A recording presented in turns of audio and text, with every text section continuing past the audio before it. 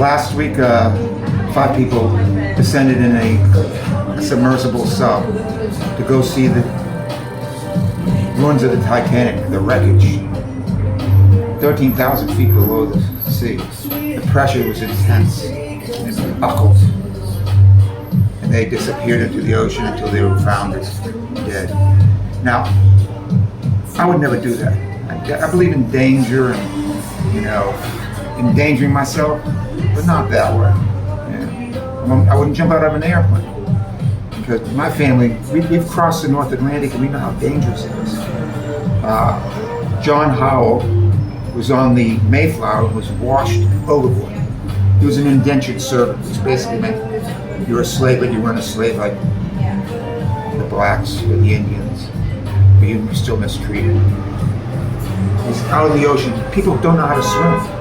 1622. There are no beach holidays. He grabs onto a rope and hauls himself back onto the Mayflower. They land in the Cape. But Provincetown, even then, was a gay town of 8 Indians. And they didn't want to be gay, so they moved to Plymouth.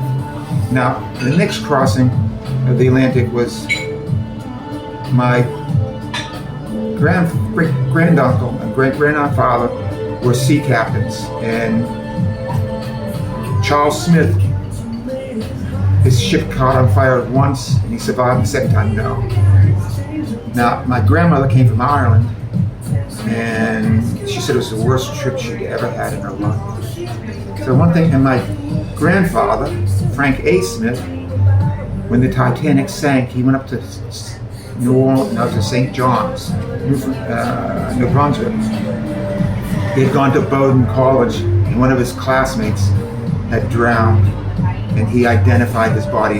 He was so battered by the sea, he just identified him by his college ring. So when people say they want to dive and things like that, and I was a free diver, which I understood my limitations, but no one can ever understand the limitations of the sea. It is there to take your life down to the sea in ships. That's us.